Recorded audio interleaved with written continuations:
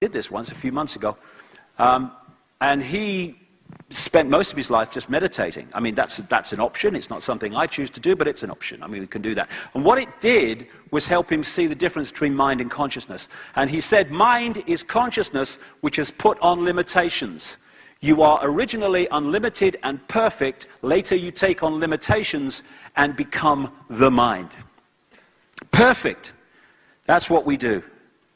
So we can start to see, and I'll get more into this in the last section, we can start to see how we can turn this bloody key and open this door, which you can't do unless you get into these deep levels of understanding the nature of reality.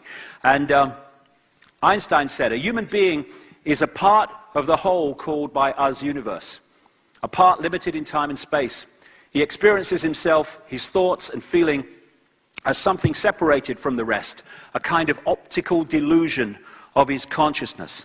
And that's exactly what it is, an optical delusion.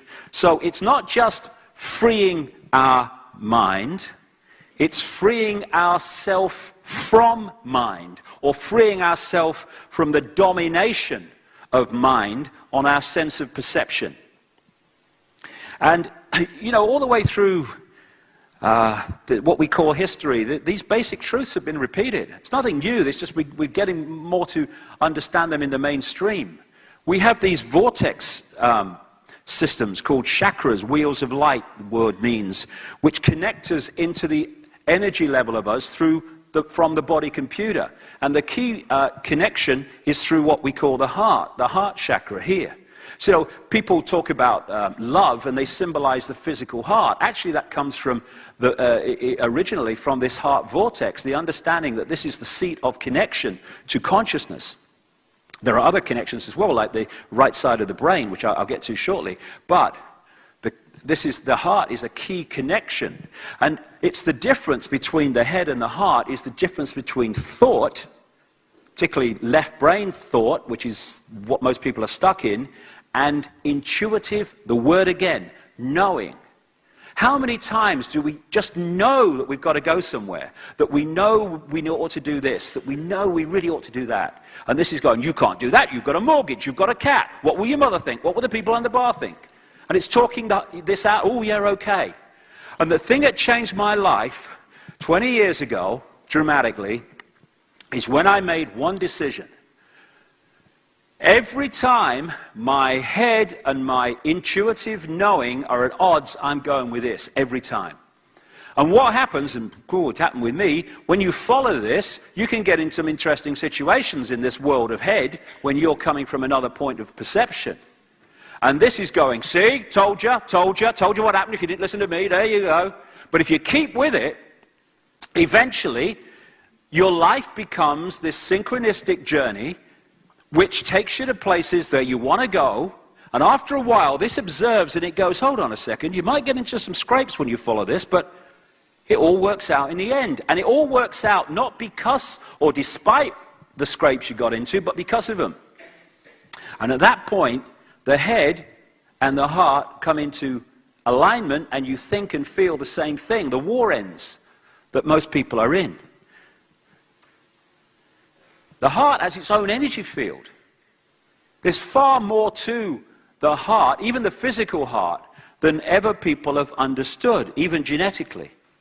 And when I'm talking about love, I'm not talking about I love you, saw you down the disco, darling, not that. I'm talking about a level of love that you really have to experience because there's no words to describe it. And when I was in that ayahuasca state, the opening line of this female voice was, the only thing you really need to know is infinite love is the only truth, everything else is illusion. In other words,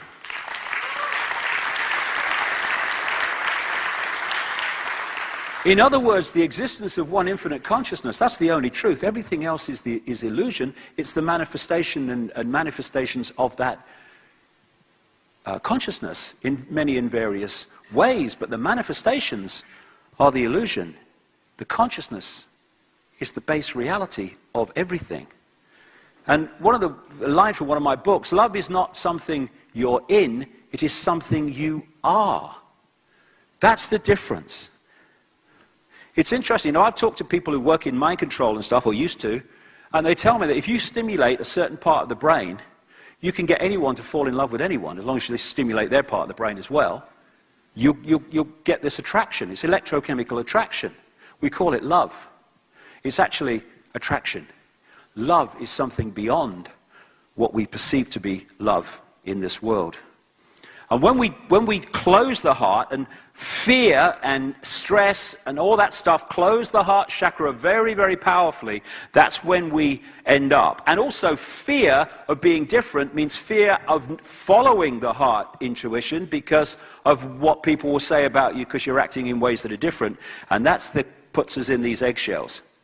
And when we open the heart, we're dealing with a level of love, call it cosmic love, unconditional love. There are many descriptions for it, but it's love that you have to feel to understand what it is, and I'm sure many people in this room have, although it's fleeting within the world sometimes that we experience.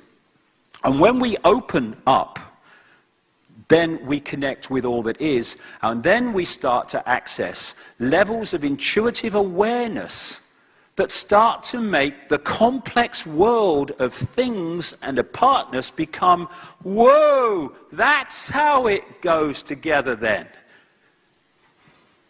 And without that, we're just lost in confusion, lost in the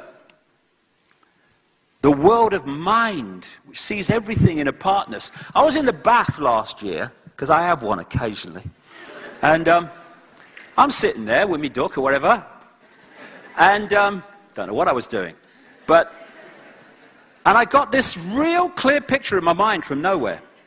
First of all, there was this billowing energy, which I took to be consciousness. Why, I don't know, but that's what came. And then an eye appeared in this energy. And then in front of the eye came a telescope.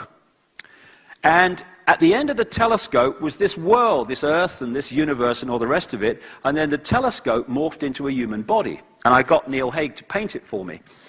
And that's so symbolic of what we experience in this reality. We are experiencing a certain kind of experience which this reality gives to us. And there's nothing wrong with the experience. It's fine. I mean, it's an experience. But what the body does is it telescopes us into a certain range of frequencies and therefore perception. And through the body, we see the world in a very different way.